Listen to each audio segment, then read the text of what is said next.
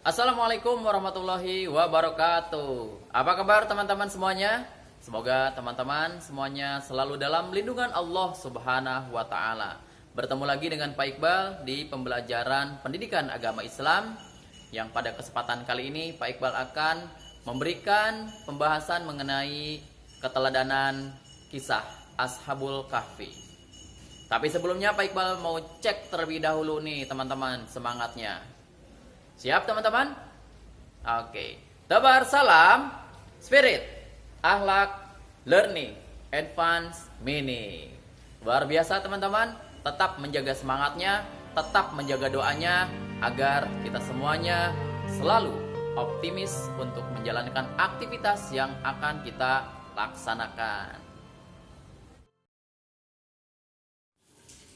A'udzu billahi minasy syaithanir rajim. Bismillahirrahmanirrahim.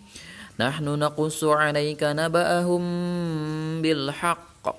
Innahum fityatun amanu bi rabbihim wazidnahum huda.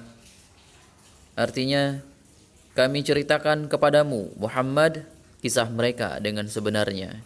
Sesungguhnya mereka adalah pemuda-pemuda yang beriman kepada Tuhan mereka, dan kami tambahkan petunjuk kepada mereka. 7 orang pemuda yang diberikan keistimewaan oleh Allah Subhanahu wa taala atas keyakinannya kepada Allah Subhanahu wa taala bahwasanya tiada Tuhan selain Allah. Atas keyakinannya itu mereka diberikan keselamatan oleh Allah Subhanahu wa taala. Mereka dilindungi oleh Allah Subhanahu wa taala dari orang-orang yang zalim. Pada saat itu di negeri Syam dipimpin oleh gubernur yang zalim. Mereka ingin sekali mendapatkan orang-orang yang menentang dengan keyakinannya. Gubernur tersebut bernama Dakyanus. Mereka menyembah berhala. Mereka ingin sekali menghancurkan orang-orang yang tidak sepemikiran dengan Dakyanus. Maka 7 orang pemuda ini lalu dicari oleh Dakyanus dengan meminta bantuan para prajurit. Lalu mereka ke-7 orang ini dilindungi oleh Allah Subhanahu wa taala, diberikan jalan untuk berlindung oleh Allah Subhanahu wa taala. Ke-7 orang pemuda itu dinamakan Ashabul Kahfi.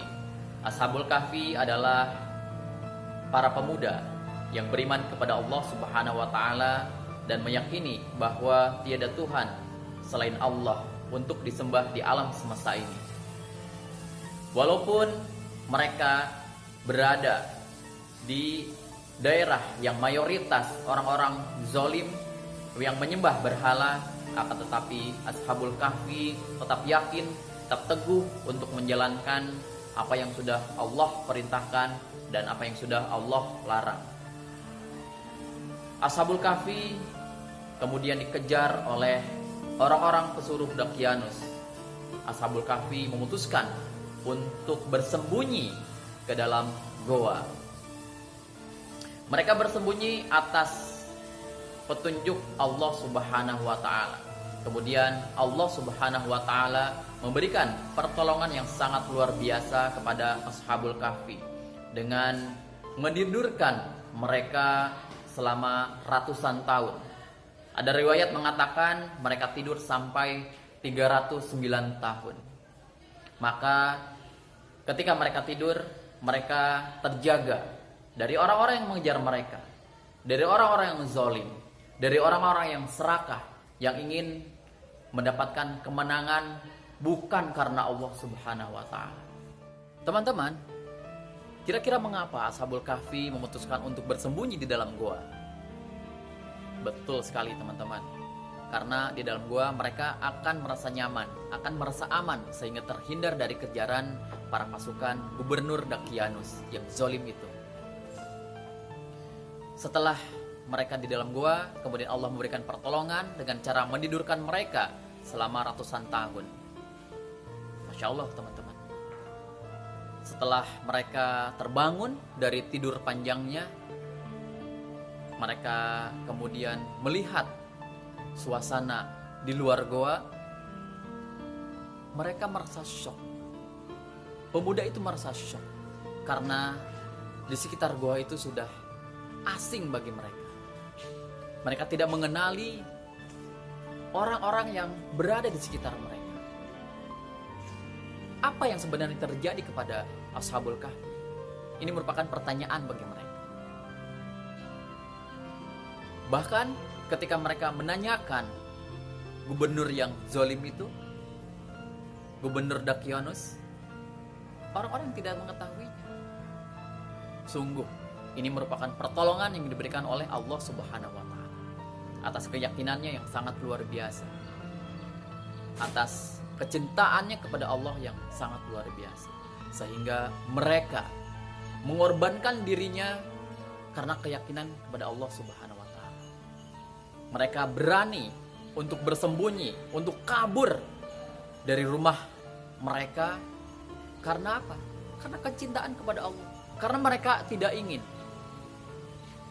agama mereka atau keyakinan mereka itu dihilangkan, dirubah menjadi keyakinannya dengan berhala. Mereka tidak ingin. Nah, ini merupakan teguran teman-teman untuk kita semuanya, bahwa ketika kita ingin ditolong oleh Allah Subhanahu wa Ta'ala, maka kita seyogyanya harus selalu dalam jalan Allah Subhanahu wa Ta'ala, dalam koridor yang baik, dalam kecintaan Allah, dalam ibadah-ibadah kepada Allah Subhanahu wa Ta'ala yang tidak kita tinggalkan. Mudah-mudahan kita termasuk orang-orang yang mencintai Allah Subhanahu wa Ta'ala. Baik teman-teman, itu tadi penjelasan dari Pak Iqbal mengenai Ashabul Kahfi. Mudah-mudahan kita bisa mengambil ibrah dari pembelajaran tersebut agar kita bisa menjadi orang-orang yang dipilih Allah Subhanahu wa Ta'ala untuk mendapatkan surganya. Sekian dari Pak Iqbal. Kebenaran hanya dari Allah Subhanahu wa Ta'ala. Kealfaan, kehilafan, kesalahan datang mutlak dari diri Pak Iqbal. Wabillahi taufiq wal hidayah. Wassalamualaikum warahmatullahi wabarakatuh.